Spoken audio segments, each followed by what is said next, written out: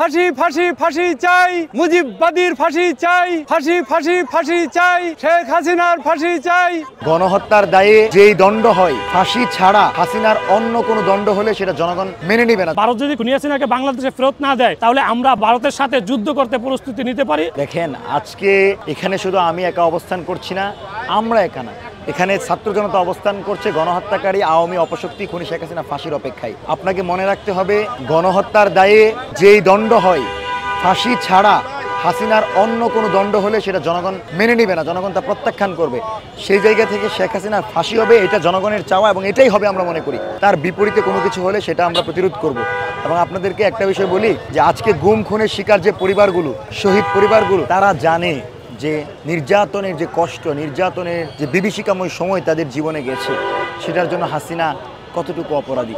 তাদের মামলায়, তাদের আইনে হাসিনা যেহেতু ফাঁসি হওয়া তাদের দাবি, সুতরাং তার ফাঁসি হবে। তার বিপরীতে কোনো কিছু হলে তার জনগণের আকাঙ্ক্ষা পূরণ করবে না, সেই জায়গা থেকে তার ফাঁসি হবে এটা নিশ্চিত। পরবর্তীতে যে কথাটা আসে যে একদম সহজ হিসাব, ফাঁসির রায় হলে ফাঁসি কার্যকর করা অন্তর্বর্তীকালীন সরকারের প্রধান দায়িত্ব এবং বাংলাদেশের ইতিহাসে সবচেয়ে দ্রুত সময়ের ভিতরে ফাঁসির রায় কার্যকর করতে হবে শেখ হাসিনা। এটা কিভাবে হবে? ইন্টারপোল আওয়ামী লীগের সংগঠন না, ইন্টারপোল বাংলাদেশের সংগঠন না, ইন্টারপোল কোনো দলমতের সংগঠন না, ইন্টারপোল একটা আন্তর্জাতিক এজেন্সি। তারা অন্য 10টা দেশকে যেভাবে সহযোগিতা করে, বাংলাদেশকে সেভাবে সহযোগিতা করে অতি দ্রুত ভারত থেকে শেখ হাসিনাকে দেশে আনার ব্যবস্থা করবে। ভারতের হাই কমিশনারকে তলব করে শেখ হাসিনার বিষয়ে চাপ দেওয়ার জন্য আমরা অনুরোধ করব এবং আসামিকে যেন কোনোভাবে কথা বলার সুযোগ না দেওয়া হয় সেই ব্যাপারে পদক্ষেপ নিতে হবে। এবং আমরা মনে করি সরকার এ ব্যাপারে সক্ষম হবে এবং ছাত্র জনতা মুক্তি পাবে।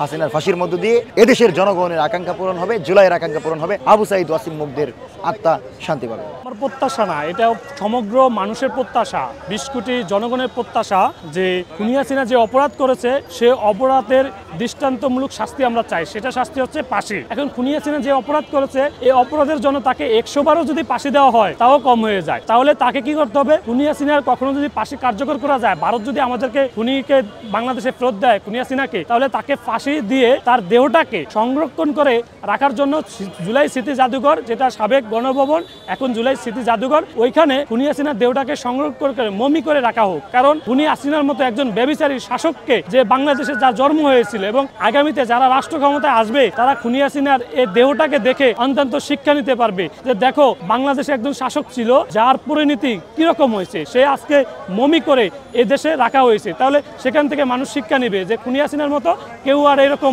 অপকর্ম, মানুষের অধিকার নিয়ে ছিনিমিনি খেলা, এদেশে গণতান্ত্রিক অধিকার নিয়ে ছিনিমিনি খেলার পর এদেশে মানুষের উপর নির্বিচারে গুলি করা, ক্ষমতাকে ধরে রাখার জন্য যে নিপীড়ন নির্যাতন, এগুলো আর কেউ করবে না। তো খুনি হাসিনার দেহটাকে সংরক্ষণ করে জুলাই স্মৃতি জাদুঘরে রাখতে হবে। ফ্রাউনকে আমরা দেখি, ফ্রাউনের দেহটা এখন মিশরে আছে, সেখানে ফ্রাউন কিভাবে কীরকম করেছে আমরা সব ইতিহাস কিন্তু জানি। তো শেখ হাসিনার দেহটাকে যখন মমি করে জুলাই স্মৃতি জাদুঘরে রাখা হবে তখন কিন্তু আগামীতে এ দেশের প্রজন্ম, নতুন প্রজন্ম তারা দেখবে যে খুনি হাসিনা কি, তার সম্বন্ধে পড়বে, বুঝবে যে খুনি হাসিনার মতো কেউ হতে চাইবে না। তো আমি মনে করি যে খুনি হাসিনার সর্বোচ্চ শাস্তি আজকে মৃত্যুদণ্ড ঘোষণা করা হবে। যদি কোনোভাবে মৃত্যুদণ্ড ঘোষণা না করা হয় তাহলে আমরা মনে করব এই আদালত খুনি হাসিনার পক্ষে নিছে এবং বর্তমান সরকার খুনি হাসিনার পক্ষে কাজ করছে। এজন্য আমরা আদালত ঘেরাও দিব এবং আদালতকে, বিচারপতিকে আমরা আজকে এই আদালত থেকে বের হতে দিব না যদি খুনি হাসিনার ফাঁসি কার্যকর করে তিনি রায় না দেন। খুনি হাসিনা তো ভারত পালিয়ে আছে। এখন খুনি হাসিনা একটা কথা বলেছিল, ভারতকে আমি যা দিয়েছি ভারত সারা জীবন আমাকে সারা কখনো ভুলবে না। তাহলে আসলে খুনি হাসিনাকে ভারত এখন সেফ জোনে রেখেছে যে খুনি হাসিনা আমাদেরকে যা দিয়েছে, ভারত মনে করতেছে যে এই হাসিনাকে দিয়ে আমরা যা পেয়েছি এটা কখনো কোনো শাসককে বাংলাদেশের ইতিহাসে কাউকে দিয়ে এরকম সুযোগ সুবিধা বাংলাদেশ থেকে ভারত পাবে না। এজন্য খুনি হাসিনাকে কখনো ভারত নাও দিতে পারে, যে খুনি হাসিনার মৃত্যুর দেহটা পর্যন্ত ভারত নাও দিতে পারে, সেটা ভারত রেখেও দিতে পারে। কারণ ভারতকে যা দিয়েছে তা কখনো ভারত ভুলবে না। সে থেকে আর কি আমি মনে করি যে ভারত যদি খুনি হাসিনাকে না দেয়, আরেকটা কথা, ভারত যদি খুনি হাসিনাকে বাংলাদেশে ফেরত না দেয় খুনিকে, তাহলে আমরা ভারতের সাথে যুদ্ধ করতে প্রস্তুতি নিতে পারি।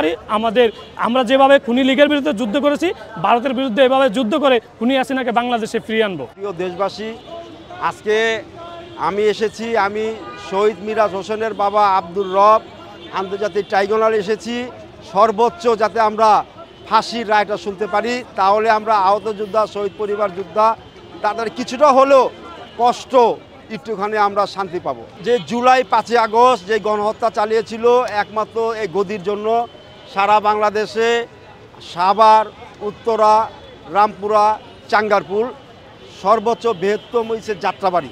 যে যাত্রাবাড়ি গণহত্যা যেভাবে চালিয়েছিল 5 আগস্টে, সেদিনে আমার মিরাজ থানার সামনে হানিফ ফেলাবের নিচে তার মোবাইল যে ব্যবহার করত, এই মোবাইলের ভিডিও করতে যায় তাদের এই দেশের জন্য জীবন দিয়েছে। তার বুকের মধ্যে গুলিটা লাগছে পাঁজরের ভিতরে, সঙ্গে সঙ্গে মাটিতে লুটে যান। সেই সময় আমি ছিলাম ড্যামরা রোডে 0 পয়েন্টে কাজলা। কেন আমার ছেলেকে হত্যা করা হলো? শুধু ওনাকে ফাঁসি না, যারা এই বাংলাদেশে পুলিশ বাহিনী আছে, যারা এই গণহত্যার লগে জড়িত, সবাইকে খুঁজে এনে আইনে কাঠগড়ায় যাতে দাঁড় করানো হয়, দ্রুতভাবে কার্যকর। এবং ডাক্তার ইউনূস সাহেবের এই সরকারের আমলে, ডাক্তার ইউনূস সাহেব তো আমাদের সরকার, উনি যাতে কার্যকরগুলো দ্রুতভাবে পালন করতে নির্দেশ দেয়। যেখানে থাকুক, আসামি তো আসামি, ওনার একটাই পরিচয়, উনি দোষী, উনি আসামি, উনি খুনি, এইটাই 3টা ওনার পরিচয়। এই পরিচয় খুঁজে যেখানে থাকুক, বাংলার যে প্রান্তে থাকুক, খুঁজে এসে আইনের মাধ্যমে তাদেরকে বাংলার মাটিতে নিয়ে আসে। আমি মনে করি আজকের এই রায় জনগণের প্রত্যাশার প্রতিফলন ঘটবে এই রায়ের মধ্য দিয়ে। এর ব্যত্যয় যদি ঘটে, এদেশের বিক্ষুব্ধ ছাত্র জনতা অবশ্যই ফেসিবাদের বিরুদ্ধে যেমনিভাবে জুলাই আগস্টে তারা গর্জে উঠেছিল, জীবন যৌবন সব কিছু উৎসর্গ করে পিচঢালা রাজপথে তাদের রক্ত বিলিয়ে দিয়ে তারা যেভাবে এই ছাত্র জনতার অভ্যুত্থানকে সফল করে ফেসিবাদকে পালিয়ে যেতে বাধ্য করেছে, আগামী দিনেও এই আজকে যদি এই রায়ের মধ্য দিয়ে জনগণের প্রত্যাশার প্রতিফলন না ঘটে, ছাত্র জনতা আবারও গর্জে উঠবে। এবং যে রক্তের ওপর দাঁড়িয়ে আজকে ইন্টারিম সরকার আছে, এই সরকার যদি এই জনগণের প্রত্যাশা পূরণে ব্যর্থ হয়, জনগণের আশার প্রতিফলন ঘটাতে যদি এই রায়ের মাধ্যমে যদি সরকারের আশার প্রতিফলন আজকে ঘটাতে ব্যর্থ হয়, তাহলে এই দেশের জনতাই সিদ্ধান্ত নেবে কি করা উচিত। আমরা মনে করি আজকের এই রায়ের মাধ্যমে জনগণের আশা আকাঙ্ক্ষার প্রতিফলন ঘটবে এবং এই গণহত্যাকারী খুনি হাসিনার সর্বোচ্চ সাজা এবং তার সাথে তার সাঙ্গপাঙ্গ যারা রয়েছে তাদের প্রত্যেককেই যথাযথ শাস্তির মুখোমুখি করে তাদেরকে উপযুক্ত শাস্তির আওতায় এনে তাদেরকে যথা দ্রুত সম্ভব আজকের এই রায় কার্যকরে ব্যবস্থা নেবে। আর আপনারা দেখছেন এই খুনি হাসিনার রায়কে কেন্দ্র করে বিভিন্ন গর্তে এতদিন পালিয়ে থাকা আওয়ামী কুলাঙ্গারগুলো বিভিন্ন জায়গায় অগ্নিসন্ত্রাস করছে। তবে এই অগ্নিসন্ত্রাস কিন্তু তাদের আজকের নতুন ইতিহাস নয়। তারা এই 2009 সালে আওয়ামী লীগ ক্ষমতায় আসার পর থেকে 2024 সাল পর্যন্ত দীর্ঘ এই 16 বছর ভিন্নমতের রাজনীতিকে দমন করার জন্য তারা কিন্তু নানানভাবে অপতৎপরতা চালিয়েছিল। আপনারা জানেন বিভিন্ন সময়ে আওয়ামী লীগের নেতাকর্মীরা এই বিরোধী রাজনৈতিক দলের গণতান্ত্রিক কর্মসূচিগুলোতে তারা নাশকতা করে, গান পাউডার দিয়ে, বাসে আগুন দিয়ে মানুষকে পুড়িয়ে হত্যা করে তারা কিন্তু বিরোধী রাজনৈতিক দলকে দমন করার হাতিয়ার হিসেবে এই রাজনৈতিক কর্মসূচিগুলোতে নাশকতা করে তারা এই কাজগুলো করেছিল। আজকেও এই খুনি হাসিনার রায়কে কেন্দ্র করে তারা নানান জায়গায় অগ্নিসংযোগ, লুটতরাজ, ভাঙচুর হতে শুরু করে নানান অপকর্ম করে দেশ এবং জাতির মাঝে এক ধরনের অস্থিতিশীল পরিবেশ সৃষ্টি করার অপতৎপরতা চালাচ্ছে। ইনশাআল্লাহ দেশবাসী সজাগ এবং সচেতন আছে, তাদের সকল অপতৎপরতা মোকাবেলা করে এই ফেসিবাদের দোসর আওয়ামী স্বৈরাচার এবং তার প্রেতাত্মাদেরকে যথাযথ একে একে শাস্তির আওতায় আনার জন্য এবং তাদের রায়কে কার্যকর করার জন্য সর্বদা আমরা সজাগ এবং সচেতন রয়েছি।